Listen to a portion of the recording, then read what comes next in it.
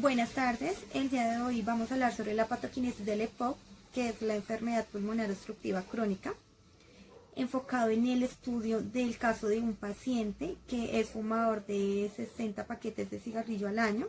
Fue diagnosticado hace 2 años con EPOC, presenta tos persistente, aumento de disnea y sibilancias al final de la expiración forzada. Según su historia clínica, en los últimos 2 meses el paciente ha perdido 7 kilos de peso y se le realizó radiografía de tórax, donde registra un aumento del espacio retroesternal con aumento del diámetro anteroposterior y aplanamiento de los arcos costodiafragmáticos.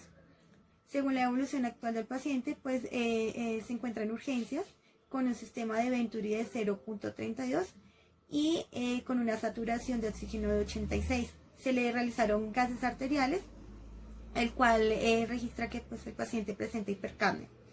Dentro de los síntomas del paciente, pues como ya se había mencionado anteriormente, pues presenta tos, disnea, sibilancias, expectoración y también junto con ello pues depresión.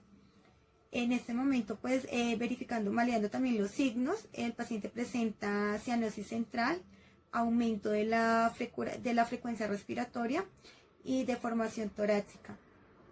Dentro de los factores de riesgo tenemos, digamos que varios. Dentro de ellos, pues está lo que es exposición al humo, a sustancias químicas, pero pues la más importante y pues a la que el paciente más ha estado expuesto es al cigarrillo.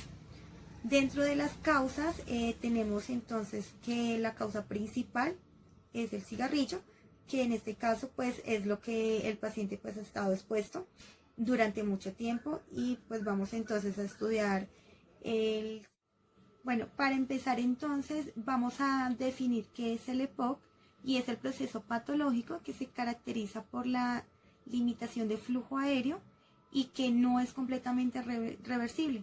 Se caracteriza por efisema, el cual lo que causa es el agrandamiento irreversible de los espacios aéreos distales a los bronquios terminales. Esto pues acompaña la destrucción de las paredes sin fibrosis. Bueno, como ya lo habíamos dicho anteriormente, la causa principal del EPOC es el cigarrillo. Esto va a producir que haya una reacción inflamatoria, la cual va a ocasionar que haya una ausencia en la limitación del flujo aéreo, que engloba todo el árbol traqueobronquial y la circulación pulmonar. ¿Y en qué va a afectar esto? Que haya una disminución del calibre, es decir, del calibre del vaso. Se va a formar pues una vasoconstricción y va a haber una limitación del flujo aéreo, ocasionando pues que se vea afectado el flujo aéreo perorespiratorio, ya que como tal es una obstrucción. Bueno, la afectación del flujo aéreo expiratorio, al aumentar su concentración debido a la disminución del calibre del vaso, va a producir que haya un aumento en la resistencia del flujo aéreo. Debido pues al proceso de inflamación y desinflamación, las características elásticas del tejido pues se van perdiendo, y al perderse en estas características pues va a hacer que el árbol traqueobronquial pues ya no realice como la misma función de vasodilatación, vasoconstricción, sino que el paciente va a estar más en vasoconstricción, y esto va a generar que pues se genere un colapso prematuro de la vía aérea. Es decir que pues va a haber mucho más concentración de oxígeno, y pues no va a poder salir de la forma adecuada como debería hacerse. Es decir, va a afectar también lo que es el atrapamiento del aire periférico, pero más que en el alveolo va a ser en el bronquio. Bueno, ese atrapamiento de aire en los bronquios lo que va a ocasionar es que haya daño en el epitelio de las células ciliares, y al haber pues daño ciliar va a ocasionar que se produzca más bien lo que es un atrapamiento de moco, producción de esputo y al mismo tiempo obstrucción, que es lo que va a producir la disnea. Ese mismo atrapamiento de aire en los bronquios va a producir, entonces es una disminución en la tasa del flujo expiratorio, lo que va a conllevar es a la pérdida como tal de la retracción elástica y se va a disminuir lo que es la elasticidad y se va a aumentar la distensibilidad debido pues a los aumentos de volúmenes de la depresión. Al haber entonces también esa misma disminución del flujo expiratorio, va a haber un aumento de la capacidad residual funcional del pulmón, lo cual lo que va a producir pues es que haya un aumento del volumen.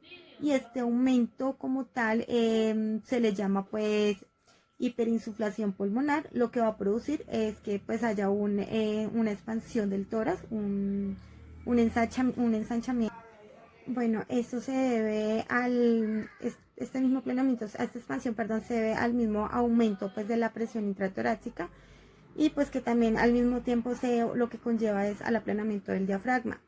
Todo esto va a conllevar pues que se ve afectada la biomecánica del tórax y al mismo tiempo pues va a haber como tal una afectación en el aplanamiento de los arcos costales y va a haber una desventaja en cuanto a los músculos intercostales del diafragma. Al mismo tiempo, ese aumento de la capacidad residual funcional del pulmón. Bueno, entonces ese aumento de la capacidad residual funcional del pulmón va a ocasionar que se genere un aumento de la presión alveolar por el atrapamiento de aire. Al mismo tiempo va a generar que se produzca una tensión en las paredes alveolares y ocasionando que se produzca pues una sobredistensión alveolar, lo cual va a producir una disminución de la ventilación alveolar y al haber pues una disminución en la ventilación alveolar pues se va a ver alterado y afectado lo que es el intercambio gaseoso. Al verse alterado pues el intercambio gaseoso va a haber pues un aumento en el chut y este aumento pues va a disminuir lo que es la presión arterial de oxígeno a 60 menor a 60 milímetros de mercurio. Esto pues va a producir que se produzca pues hipoxemia y pues al mismo tiempo va a afectar lo que es la categoría de la circulación. Pero entonces, al mismo tiempo que se genera pues esta afectación en el intercambio gaseoso, se va a ver alterado, va a haber una alteración y va pues como tal, va a disminuir la PaO2 y va a haber un aumento de la presión arterial de dióxido de carbono y esto lo que va a generar pues es una hipercapnia. Esta hipercapnia, pues que es lo mismo que acidosis respiratoria, va a producir que se produzca o se genere una estimulación de los quimiorreceptores y esto al ver pues esta estimulación pues, va a generar también una alteración en la médula espinal, lo que va a ocasionar es que se genere pues una lesión y que se sitúa por encima del C5 como tal. Entonces va a manifestarse de forma aguda esta afectación en el diafragma y esto quiere decir que pues va a ocasionarse esa lesión a nivel medular. Va a haber una afectación en el centro neurológico, como tal en el bulbo raquídeo y va a ocasionar que se afecte como tal el nervio que inerva el diafragma, que en este caso sería el nervio frénico.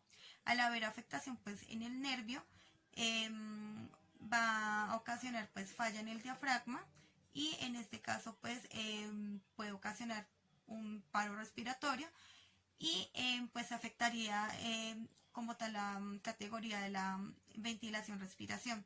O sea, ya para resumir en general lo que ocasiona el EPOC en 3 pasos sería lo que es la biomecánica del tórax, que pues produce desventaja en los músculos, la falla que hay a nivel del centro neurológico y la otra es la afectación que hay a nivel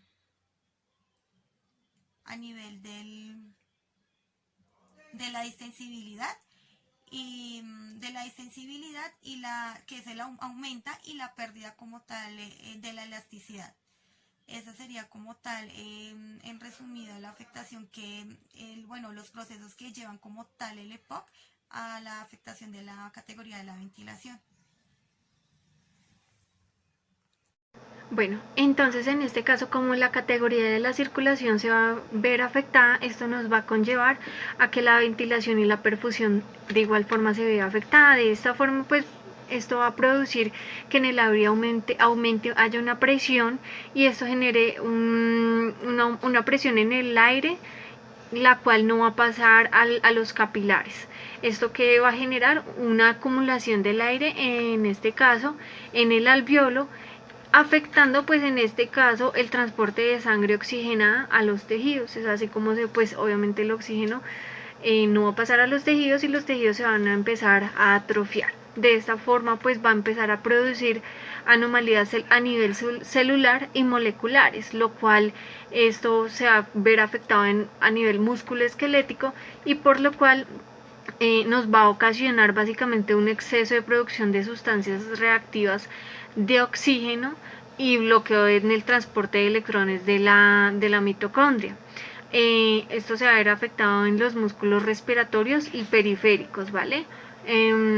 Bueno, básicamente en este momento pues va a generar una reducción en la capacidad aeróbica de los músculos esqueléticos, generando pues así, en este caso, la producción excesiva de ácido láctico. Entonces, como consecuencia, pues básicamente la ventilación está aumentada y el trabajo de los músculos va a ser mayor. Entonces, en este caso, la hipersuflación va a ser reducida, la capacidad va a generar mayor fuerza.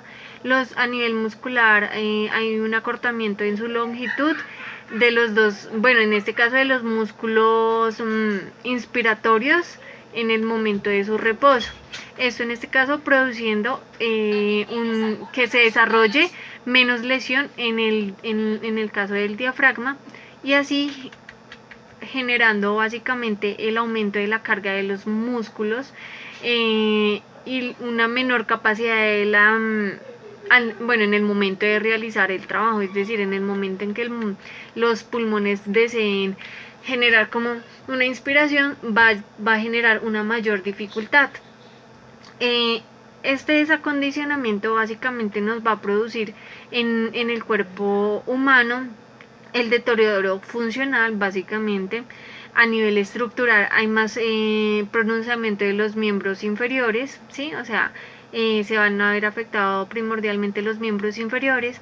Hay cambios musculares, en este caso son muy similares al deterioro por su mismo desuso, y los cambios pueden revertirse parcialmente en el momento del entrenamiento muscular. Entonces por ello básicamente que la capacidad aeróbica se va a ver afectada en todos nuestros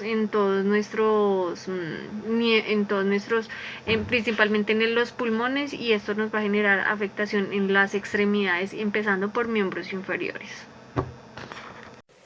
Bueno, la función de los músculos respiratorios y principalmente los músculos inspiratorios se va a ver alterada en el paciente con enfermedad pulmonar obstructiva crónica. Esto fundamentalmente porque se va a dar una hiperinsuflación pulmonar. La principal consecuencia de esta difusión es que la fatiga muscular respiratoria puede provocar disnea, alterando así la categoría del desempeño muscular. Se afectan tanto los músculos respiratorios como los músculos periféricos, que esto se da por una atrofia muscular. Entonces los músculos respiratorios, principalmente la consecuencia de esto es por la hiperinsuflación pulmonar, como habíamos dicho anteriormente. Entonces los músculos respiratorios van a producir una expansión en la caja torácica. Además va a existir un aumento del trabajo respiratorio para vencer esa obstrucción de las vías aéreas. Todo ello puede producir una fatiga muscular respiratoria que tiene como consecuencia negativa la disminución de los movimientos de la caja torácica, con aparición de una hipoventilación con hipoxemia e hipercapnia, que es el estado en el que está nuestro paciente. En la enfermedad pulmonar obstructiva crónica con enfisema, los pacientes van a presentar unas leves deformaciones en la semiología de tórax, alterando así la categoría de integridad esquelética. Esto se presenta porque los pulmones están crónicamente demasiado inflados con aire y las costillas están parcialmente expandidas todo el tiempo. Esto hace que la respiración sea menos eficiente y que se agrave pues la falta del aliento.